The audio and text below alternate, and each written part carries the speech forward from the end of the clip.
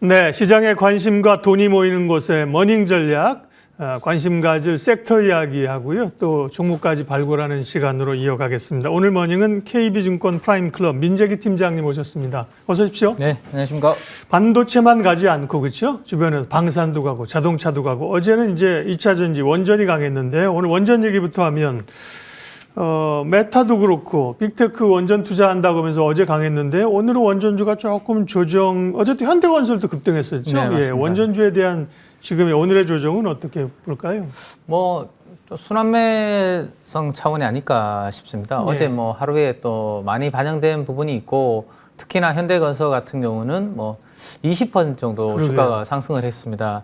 현대건설이 20% 정도 상승했으면 뭐 웬만한 전부터 또 상한가 정도 되는 흐름 아닌가라는 네. 생각이 정도로 하루 만에 큰 폭으로 올랐는데 근데 이제 글로벌 어쨌든 지금 지난주 후반에 나왔던 메타의 원전 관련된 이제 뭐 계약이라든지 이런 부분들은 아무래도 AI와 AI 데이터 센터 캐펙스 투자에 있어서 전력이 필요하다라는 것을 다시 한번 또 확인시켜주는 그런 이벤트였다라는 생각에 미국에서 원전을 40년 만에 다시 건설하는 이러한 부분이기는 당분간은 계속 사이클로 진행이 된다라고 생각을 하시는 게 맞을 것 같고, 그러면 거기에서 우리가 계속 잘 알고 있는 스토리 중에 하나가 뭐 원전을 40년 동안 안 지었으니까 그것을 할 수 있는 시공과 그렇죠? 기자재 이러한 부분들은 국내에 있는 관련된 기업들이 가장 좀 빨리 그리고 뭐 낮은 비용으로 할 수 있다라는 기대감이 계속해서 우리나라 원전 관련주들한테는 힘을 좀 실어주는 그 부분이다라고 보시면 될 것 같고요. 지금 이제 특히나 현대건설 같은 경우는 바카라 원전을 지었던 경험이 있기 때문에 홀텍이라든지 웨스팅하우스가 우리의 밸류체인이라고 할 때 현대건설을 딱딱 찍어서 거기에 넣어놨기 때문에 뭐 앞으로 미국에서 계속 원전 관련된 뭐 이야기들이 나올 때는 부각이 될 수밖에 없는 부분인 것 같고, 작년 하반기보다는 확실히 기대치는 올라갈 것 같습니다. 작년 하반기는 기대감이 약간 슬로우하면서 뭐 주가가 빠졌는데요. 상반기에는 기대감으로 뉴스는 올랐지만 하반기에는 그 뉴스와 기대감만으로 오르지는 못했거든요. 근데 이제는 본격적으로 뭔가 착공과 이제는 신청에 들어가는 이런 부분들이 나오기 때문에 그러면 구체적으로 우리나라에 관련된 수혜는 계속 증가하지 않을까, 뭐 이렇게 시장은 예측을 하고 있습니다. 한 가지만 더 이제 그림으로 설명을 드리면, 어제 현대건설이 많이 올랐기 때문에 이 관련해서 밸류에이션을 한번 가지고 와봤는데요. 예전에 우리가 중동의 건설 붐일 때가 있었습니다. 그렇죠. 2011년도였습니다. 그때 제일 위에서 보시는 것처럼 밸류에이션이 자산 가치 기준으로 2배 이상 이제 받았었거든요. 아, 이게 내수가 아니라 해외로 이제 확장이 되니까 자산 가치 대비해서 2배 이상 밸류에이션을 줬는데, 국내에서는 이렇게 되는 걸 보면 21년도에 주택 호황 때는 PBR로 0.9배, 잘해야 1배 정도 받았거든요. 근데 이 원전 르네상스는 아무래도 뭐 글로벌로 확장되는 부분들이 있다 보니까 최소한 PBR 1.2배 플러스 알파는 가능하지 않을까, 뭐 이런 기대감이 있기 때문에 뭐 당분간은 계속해서 그런 부분들은 체크하면서 원전 관련주들은 뭐 자산 배분 가운데 하나로서는 가지고 있는 게 좋겠다, 이렇게 정리를 해드리겠습니다. 네. 어제 오늘 시장에 또 가장 관심을 받는 섹터는 아무래도 자동차일 거예요. 뭐 증권사 리포트 가운데 뭐 자동차의 급발진 이렇게 쓴 것도 있던데, 급발진이라는 의미가 별로 이제 우리가 사회에서 안 좋게 쓰니까 그죠? 네. 주로 사고니까 급발진이라는 단어 안 쓰더라도 정말 CS 모멘텀으로 강력하게 가고요. 자동차하고 부품주 시세 한번 보여주면요. 현대차가 지금 7%, 8%이고요. 뭐 현대모비스가 14%입니다. 오토에버 12%. 마치 자본금 한 5, 6천억짜리가 움직이는 것처럼 그죠? 현대차가 80조짜리인데 현대차와 현대차 그룹의 밸류체인들. 네.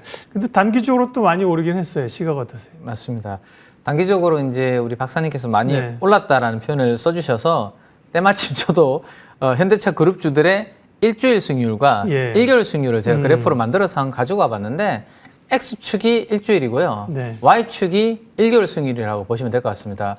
그러면 가장 오른쪽 우상단에 있는 기업이 최근 수익률도 좋고 1개월 수익률도 좋다, 이렇게 우리가 그래프를 보면 해석을 하시면 될 것 같아요. 오토에버는. 아, 뭐 장난 아니네요. 네. 예. 일주일로도 거의 40% 이상, 한 달에는 거의 60% 가깝게 현대 오토웨버가 저렇게 상승을 했고, 현대차의 상승률도 요즘은 뭐 상당히 강하게 네. 움직이고 있고, 이제는 그 무거운 현대모비스마저도 오늘은 10% 이상 이제 주가가 올라가고 있는데 아무래도 현대차 그룹에 있는 이 화면들에 있는 종목들은 피지컬 AI의 양대 축이라고 하면 자율주행과 뭐 휴머노이드 이쪽이라고 할 수 있을 것 같은데 이 두 가지를 지금 다 가지고 있는 모멘텀이 그러니까 미국의 테슬라하고 비교되는 그룹이라고 봐야 되지 않을까 싶은데요. 네. 그죠? 조심스럽게.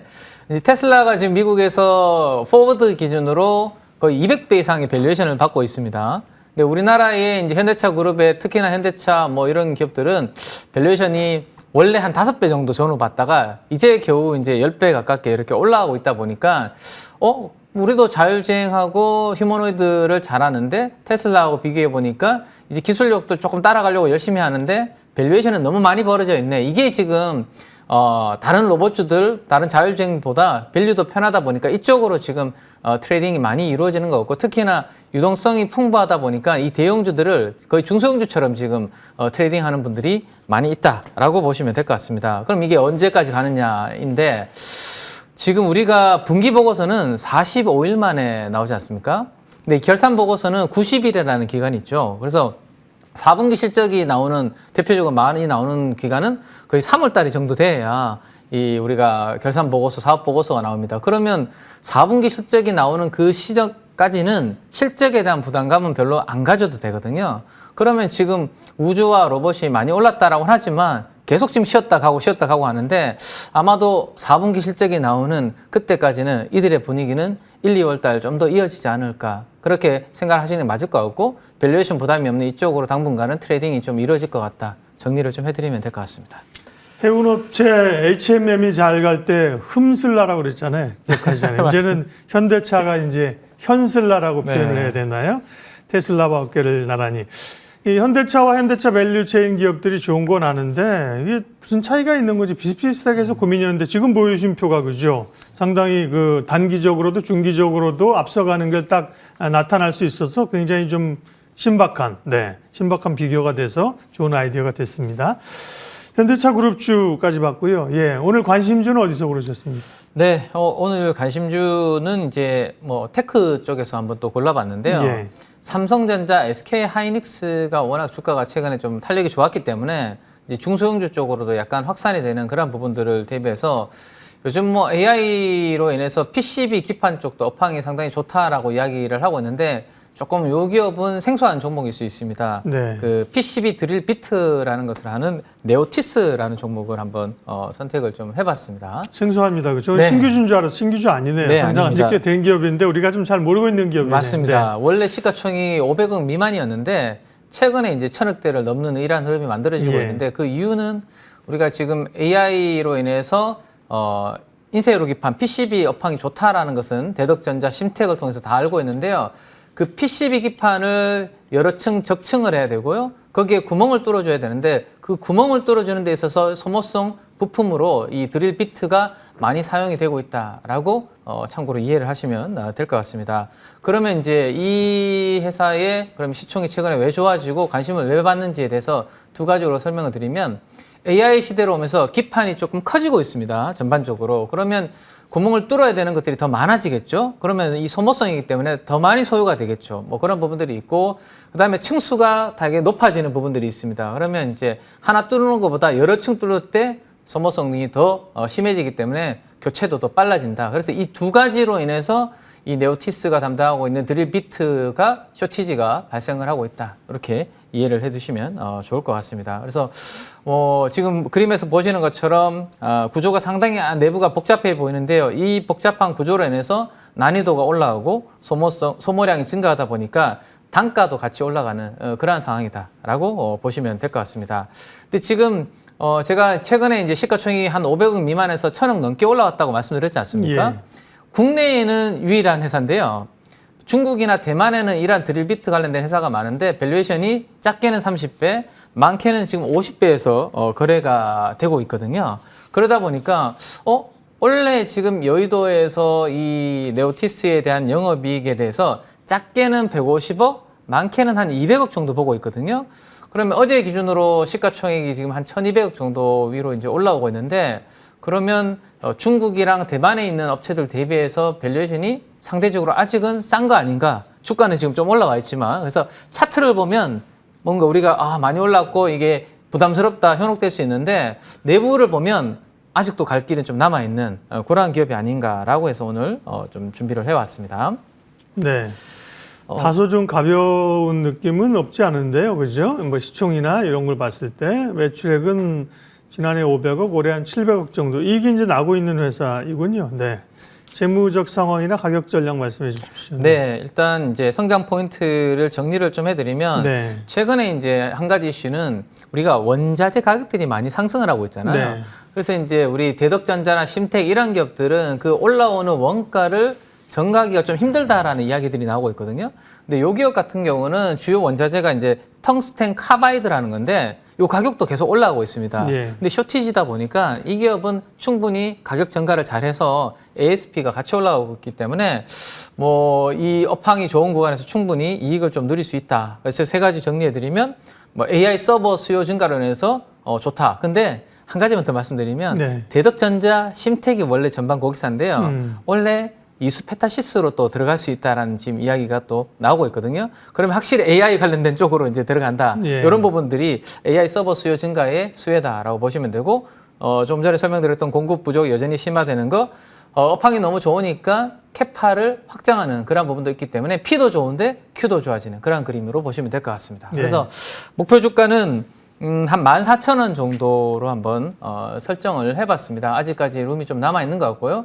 최근에 2개 연속으로 양봉이 좀 만들어지고 있는데 첫 번째 양봉의 시작 시점이 한 8,000원 정도 되는 것 같아요. 그래서 그 시점을 손절가로 저는 좀 잡아드리도록 그렇게 하겠습니다. 네, 네오티스라는 기업을 봤고요. 소위 이제 이 기업을 분류하다 보면 스몰캡에 들어갈 수 있는 성격이에요. 그죠? 네, 우리가 이제 스몰캡 기업들, 스몰캡 팀에서 탐방하고 갈 수 있는 그런 기업인데 이렇게 말씀을 해주시니까 지금 워낙 뭐 대형주 장세이긴 합니다만 가격 격차가 크고 최근에도 주가는 오르지만 하락 종목이 많아서 이런 중소형주로의 장세, 관심 좀 가져야 될 때일까요?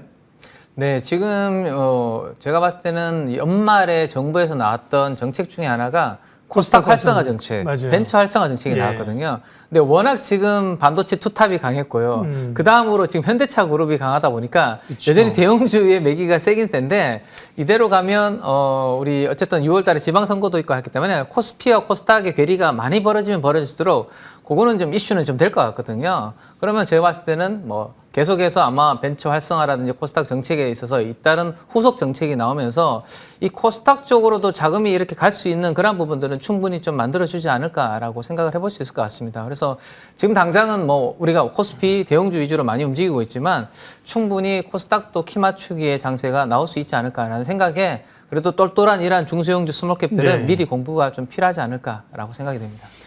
돈이 모이는 곳 머닝전략 KB증권 프라임클럽 민재기 팀장님 오늘 함께했습니다. 고맙습니다. 네, 감사합니다. 지수를 확인할까요? 4,652. 그러게요. 지수가 물론 뭐 역대 기록을 찾아보면 뭐 제 머릿속으로는 뭐 12, 13일 연속 상승 이런 게 있긴 할 거예요. 그런데 연초에 정말 하루도 쉬지 않고 이렇게 8거래일째 오늘까지 오르는 건 엄청 강한 거죠. 코스피 4,650이고요. 그에 비하면 코스닥은 마이너스여서 조금 전에 우리 팀장님이라고 얘기했던 팀장님과도 얘기했던 코스닥에 대한 활성화 기대감은 조금 떨어지는 게 좀 이제 아쉬움인 거고요. 네. 시총 상위 종목만 한번 보고 마칠게요. 결국은 뭐 주도주는 반도체이죠. 근데 이제 반도체가 조금 쉬고 있는 거고 어찌 보면 좀 쉬어야 된다. 네. 그런 개념에서 반도체가 좀 쉬어지고 있고 다른 섹터가 올라오는데 반도체에 대한 관심은 여전히 있는 거죠. 시장 공감 10 오늘 여기까지 해서 마무리하겠습니다. 오늘도 좋은 투자, 좋은 선택하십시오. 고맙습니다.